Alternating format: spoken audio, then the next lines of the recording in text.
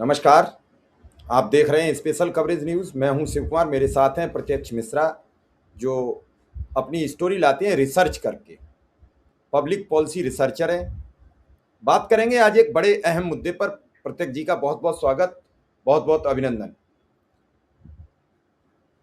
मुद्दा है आज, जब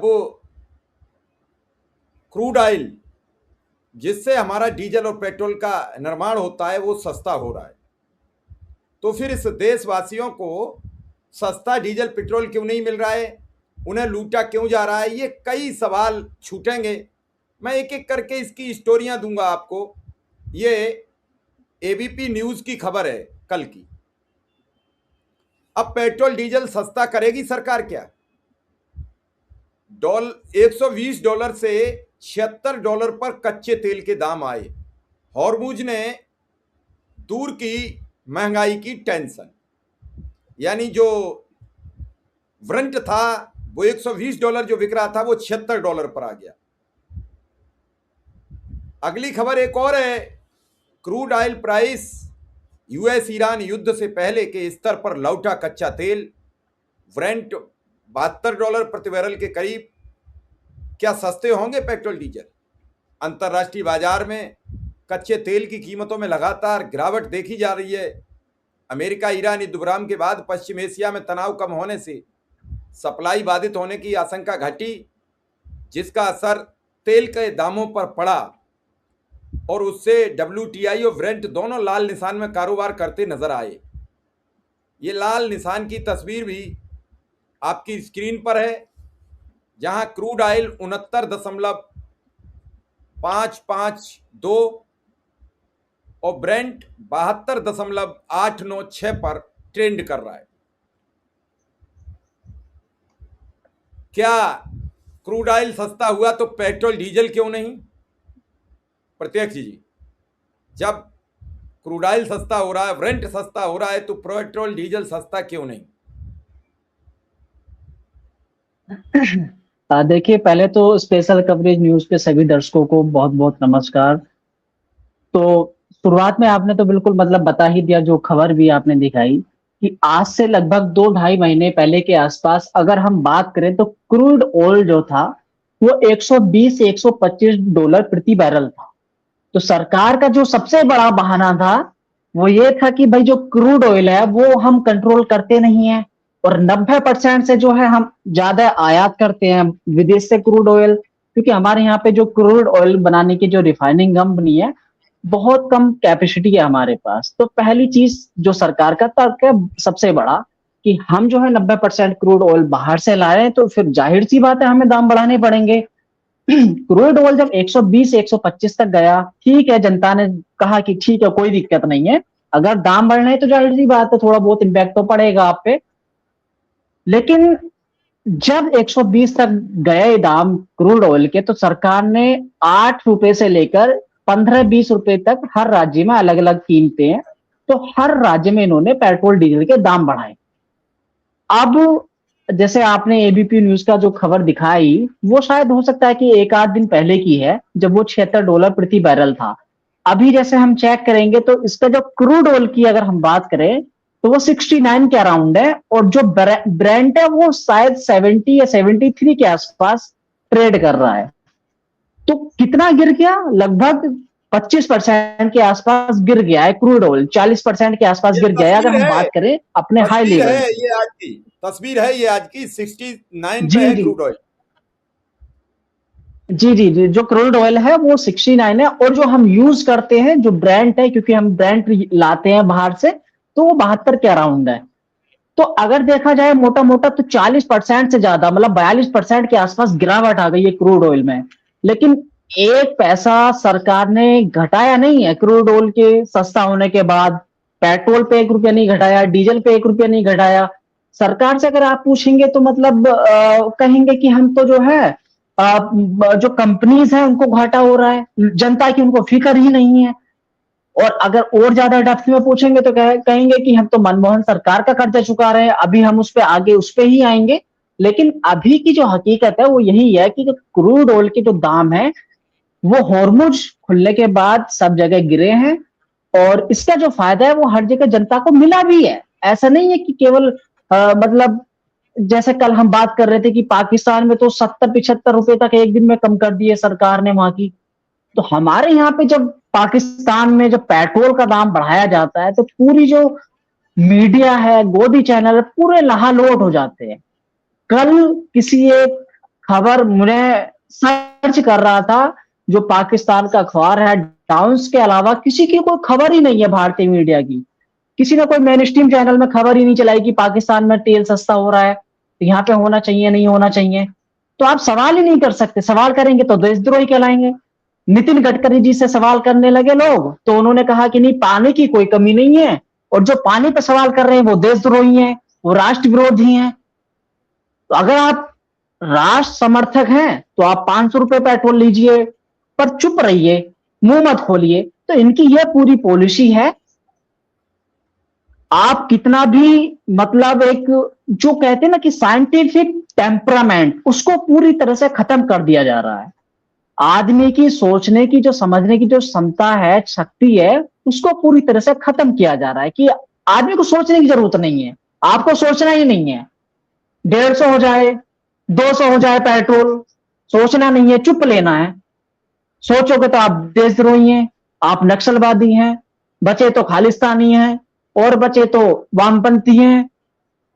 तो मतलब पूरा एक इन्होंने एक ऐसा सिस्टम बना लिया है, अपना गैंग का ऐसा सिस्टम बना लिया। आप कहीं भी आप अपनी आवाज उठाइए, आप कोई भी सवाल करके देखिए, पूरा इनका जो भीड़ तंत्र है आपके पीछे लग जाता है, आप कोई सवाल नहीं उठा सकते। जी। प्रत्यक्ष क्या इस सस्ते क्रूड के बाद लगातार ये जो देश की जनता के साथ हो रहा है, ये खुली लूट नहीं मानी जाएगी? जब ये सस्ता हो गया, आधे से आधे के आसपास कीमतों पर आ गया, तो फिर पेट्रोल की कीमत अपने यहाँ सस्ती क्यों नहीं? जनता की, मोदी की डीजल पेट्रोल पर ये खुली लूट कब तक जारी रहनी चाहिए? क्यों नहीं सस्ता हो रहा है? जब अभी पैसे बढ़े तो पैसे बढ़ाए गए, तो अब घटे तो घटाए क्यों नहीं जा रहे हैं? या फिर वो पत्रकार जो फायदा बता रहे थे, देश हित में जरूरी है, राष्ट्रवाद के लिए जरूरी है, तो क्या घटेंगे? देखिए, मैं अगर करंट सिनेरियो की बात करूं तो मुझे कोई भी इसमें संदेह नहीं है कि पेट्रोल और डीजल के दाम कम से कम 6 महीने तो नहीं घटेंगे।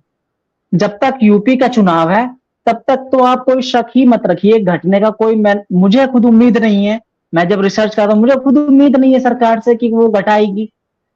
जब 2014 में जो हमारे पास एक बड़ा स्ट्रोक होता था, एक एग्जाम्पल के साथ मैं समझाना चाहता हूं ताकि जो दर्शक है वो भी समझे। जो कच्चा तेल की जो आज जो कच्चा तेल है वो $70 प्रति बैरल पे है।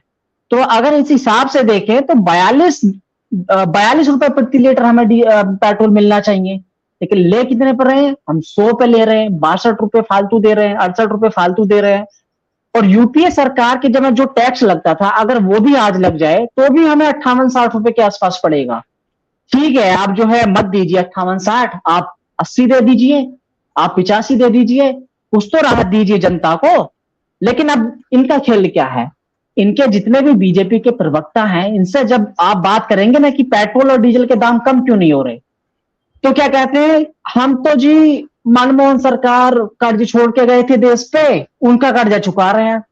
तो मनमोहन सरकार में कितना कर्ज था टोटल? अगर हम कर्ज की ही बात कर लें, ऑयल बॉन्ड की बात जरा थोड़ी देर बात करें, तो टोटल कर्जा कितना था? 150 लाख करोड़ के आसपास। अब कितना है? 214 लाख करोड़। तो आपने मतलब कितना ज्यादा बढ़ा दिया कर्ज, आप उस तरफ कोई ध्यान ही नहीं है। और ऑयल बॉन्ड की अगर आप बात करेंगे तो अटल जी की सरकार में 9,000 करोड़ के ऑयल बॉन्ड थे। 2010 से 2013 तक जो ऑयल बॉन्ड थे वो 1.25 लाख करोड़ के आसपास थे। तो जो अब मोदी सरकार आती है वो क्या करती है? वो खूब ऑयल बॉन्ड जारी करती है और दावा करते हैं कि हमने जो ऑयल बॉन्ड है वो चुकाएं। अब इसका जो परिणाम है, साधारण भाषा में मैं बताता हूं कि जो ऑयल बॉन्ड है उसके परिणाम के कारण जो हमारी तेल कंपनियां हैं और जो सरकार है उसका मुनाफा 42 लाख करोड़ है। 42 लाख करोड़ कोई छोटा मोटा आंकड़ा नहीं है। हमारा जो भारत सरकार का जो बजट होता है वो कुल 52-53 लाख करोड़ का होता है। इतना तो मुनाफा कमा चुकी है कंपनियां। तो अगर इसका कंपैरिजन करेंगे तो लगभग ये बैठेगा 800-900 करोड़ के आसपास, प्रॉफिट के आसपास 800-900% के आसपास बैठेगा ये। तो इतना आपने प्रॉफिट निकाल लिया और जो 2026 है वो भी आधा निकल चुका है। आपने जो पूरा ओल्ड बॉन्ड है, जो 3.5 लाख 3.25 लाख करोड़ का जो कर्जा था, वो आप पूरा चुका चुके हैं। तो आप कितना खून चूसेंगे इस जनता का? आप जो है ऑयल बॉन्ड का कब तक हवा देंगे, कब तक आप चुकाएंगे, कुछ तो बताइए। और किसके पैसे से चुका रहे हैं? ऐसा तो है नहीं कि आप जो है अडानी अंबानी के पैसे से चुका रहे हैं। चुका तो आप जनता के पैसे से चुका रहे हैं। और आप अप्रैल 2026 तक जो ओल्ड बॉन्ड थे वो चुका चुके हैं, उसका पैसा आप चुका चुके हैं, उसका जो कर्जा था। और आप अभी भी कह रहे नहीं कि अभी जो हमारी कंपनियां हैं वो घाटे में चल रही हैं, तो हम कैसे पैसा कम कर दें, कैसे पेट्रोल का और डीजल सस्ते कर दें। आप जो है कोई भी चीज जनता की जो हित में है कोई भी आप करने को तैयार ही नहीं है। आप आरटीआई की बात करेंगे, आरटीआई से आप जवाब मांगते थे कि कितना पैसा कमाया, आपने आरटीआई खत्म कर दी। नितिन गडकरी से पूछा जाता है कि जो ये इथेनॉल पेट्रोल है इसका क्या मतलब, इससे कुछ सवाल कुछ डाले गए आरटीआई के जरिए कि इससे जो इम्पैक्ट क्या हुआ, माइलेज कितना हुआ और जनता को क्या लाभ हुआ। तो आरटीआई के जरिए आप कहते हैं कि नहीं, हम तो इन सवालों का जवाब नहीं दे सकते क्योंकि ये सवाल आरटीआई के अंतर्गत आते ही नहीं है। तो आपने जो पूरी एक परिभाषा है आरटीआई की वो बदल दी। क्यों? क्योंकि उससे एक सरकार की जवाबदेही तय होती थी ना। तो आपने जब जवाबदेही नहीं है तो फिर आप कितना भी पेट्रोल डीजल 500 कर लीजिए, 1000 कर लीजिए, क्या फर्क पड़ता है जनता को? आपको चुनाव को आपको जीतना ही है, आपको रेवड़ी बांटनी है, बांटने दीजिए। तो ये जो पूरा एक कोलैप्स हुआ है सिस्टम, ये पूरा एक कोलेट्रल सिस्टम का कोलैप्सन है। ऐसा नहीं है कि केवल इन लोगों को जनता के वोट चाहिए, जनता के वोट से ज्यादा चाहिए। आप सोचते क्या हैं, आप खाते क्या हैं, आप पढ़ते क्या हैं?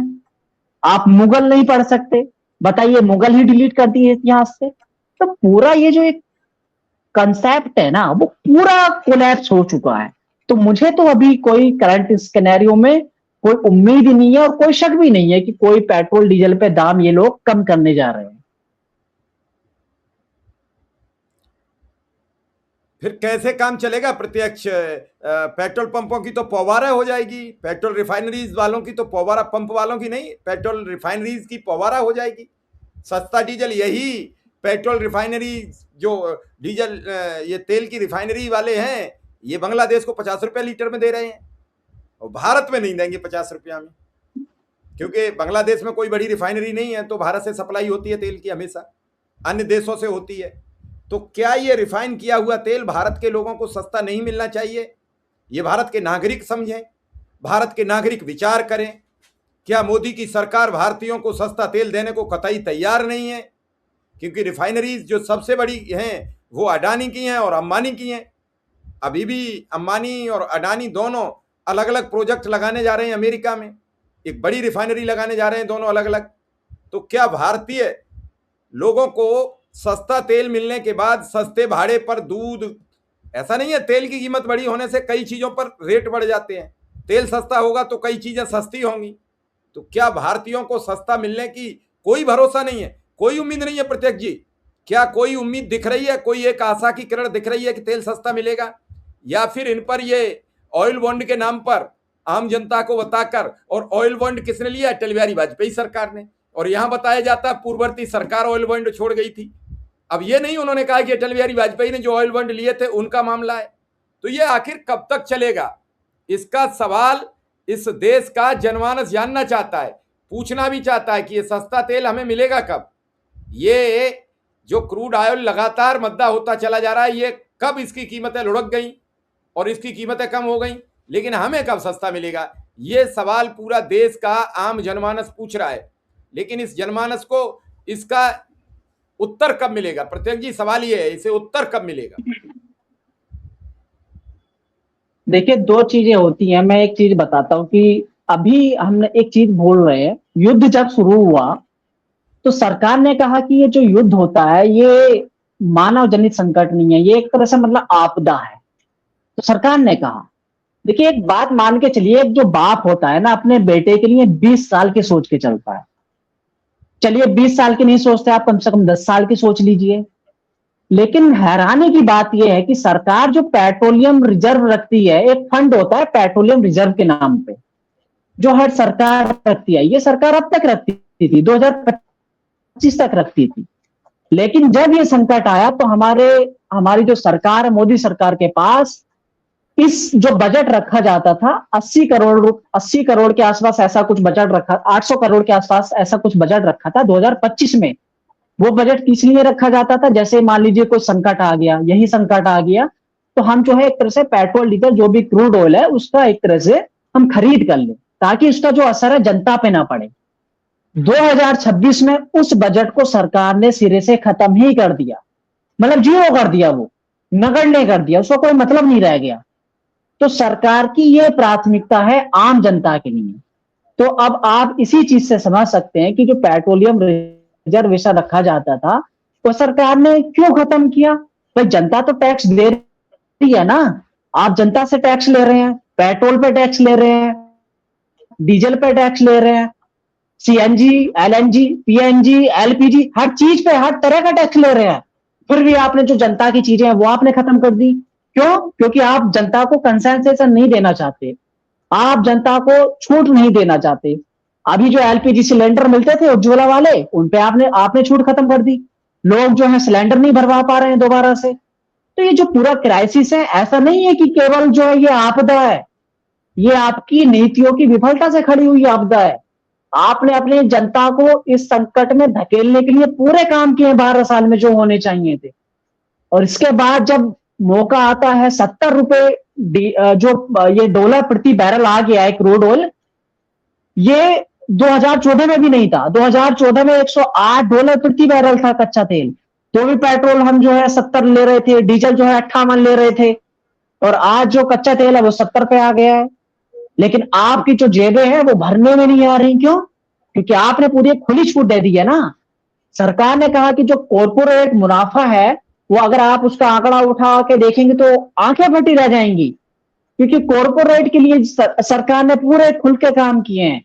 जो टैक्स है, जो टैक्स होता है, जो अगर मान लीजिए 100 रुपए अगर प्रोडक्शन हो रहा है 100 रुपए का, और 100 रुपए में अगर कॉर्पोरेट 2014 से पहले 60 रुपए का कंट्रीब्यूट करता था, तो सरकार ने कॉर्पोरेट का जो टैक्स कट करके 27 रुपए तक कर दिया। उसके बाद भी जो है इनकी जेबें भरने में नहीं आ रही, उसका जो मुनाफा है, उसका जो कंपनियों को मुनाफा है, उसकी कोई लिमिट ही नहीं है, जनता को कोई फायदा नहीं मिल रहा उस चीज का। और जो इनडायरेक्ट टैक्स है, जो हम भरते हैं, जो आप भरते हैं, जो आम जनता भरती है सैलरी से, वो 60% ऊपर पहुंच गया है। 100 रुपए में 60 जो जनता चुका रही है, जो पहले 60 रुपए कौन चुकाता था? जो कॉर्पोरेट चुकाता था, वह जनता चुका रही है। तो सवाल तो आप कर ही नहीं सकते, वरना आप देशद्रोही हैं। तो पूरा सार यही है, इसमें कोई उम्मीद ही नहीं है जनता को, ये नाउम्मीद सरकार है एक तरह से। चलिए देखते हैं, नाउम्मीद तो किसी से नहीं करनी चाहिए, लेकिन क्या आपको लगता है कि इस रेट पर जब क्रूड आया है, ब्रंट आया है, तो क्या रेट होना चाहिए भारत में डीजल और पेट्रोल का? जब आप रिसर्च कर रहे हो, आप कई देशों के रेट और भाव देख रहे हो, तो क्या रेट होने चाहिए? देखिए, मैंने अभी अपने ट्विटर हैंडल से भी शेयर किया है। तो रेट हम जानना चाहते हैं, क्या रेट होने चाहिए? देखिए, मैंने अभी जो पूरा अभी आकलन किया था उसके मुताबिक जो मतलब एक रेट है, जैसे आपने भी जिक्र किया, हम भूटान को कितने में दे रहे हैं? 50 रुपए में दे रहे हैं, बांग्लादेश को 50-55 में दे रहे हैं, और वही क्रूड ऑयल को रिफाइन करके दे रहे हैं। ऐसा नहीं है कि बाहर का मतलब कहीं किसी और का ला रहे हैं, ईरान से लाओ चाहे अमेरिका से लाओ, कहीं से भी लाओ, लेकिन आप दे 50 में रहे हो, भूटान बांग्लादेश 50-55 में। तो जो 40 रुपए का, ठीक है क्रूड ऑयल है, मैं एक गणित से समझाता हूँ, 40 रुपए के आसपास अगर आपके यहाँ पे पड़ रहा है क्रूड ऑयल, उससे कम नहीं पड़ रहा है अब तो खैर, तो 10 रुपए टैक्स हो गया केंद्र सरकार का, 10 रुपए टैक्स हो गया राज्य सरकार का, 10 रुपए और ठीक है, और मान लीजिए तो कितना हो गया? 70 रुपए। तो 70 रुपए में दे दीजिए, 70 में नहीं दे सकते 75 में दे दीजिए, ठीक है 5 रुपए और ले लीजिए, अरे 80 में दे दीजिए, कितना जेब भरेंगे? तो मानक रेट है भारत के हिसाब से जो पेट्रोल का होना चाहिए, और डीजल का जो रेट है वो अराउंड 65 के होना चाहिए। क्यों? क्योंकि वो जो खपत आ रही है उससे रोजगार एक पैदा हो रहा है। तो जो डीजल किसानों के लिए एक बड़ी इंपॉर्टेंट चीज है, प्राइमरी चीज है। अगर डीजल सस्ता नहीं होगा तो किसानों की बहुत बड़ा एरिया है, यूपी का एरिया है, राजस्थान का एरिया, बहुत ऐसा बड़ा इलाका है जहाँ पे अभी भी जो इंजन इंजन से डीजल से जो सिंचाई होती है खेत की, तो डीजल का जो रेट है 60 या 65 के अराउंड होना चाहिए। मैं बिल्कुल ऐसा नहीं कहता कि सरकार को 50 कर देना चाहिए, 40 कर देना चाहिए, वो बेबुनियादी बात मैं नहीं करता। रिसर्च के मुताबिक कह रहा हूँ कि 65 डीजल और पेट्रोल 80 के आसपास होना चाहिए। इससे ज्यादा मतलब नहीं बनता है। चलिए देखते हैं कि कब मिलेगा 60 रुपया और जी 70 रुपया पेट्रोल, 60 रुपया डीजल कब मिलेगा, इसकी प्रतीक्षा रहेगी। लेकिन एक सवाल है कि जब सस्ता क्रूड हो गया तो सस्ता तेल भारतीयों को क्यों नहीं? क्या आप मेरी बात से सहमत हैं? तो आप हमें जरूर लिखें। प्रत्यक्ष जी ने हमें समय दिया, इसलिए प्रत्यक्ष जी का बहुत बहुत आभार, बहुत बहुत धन्यवाद।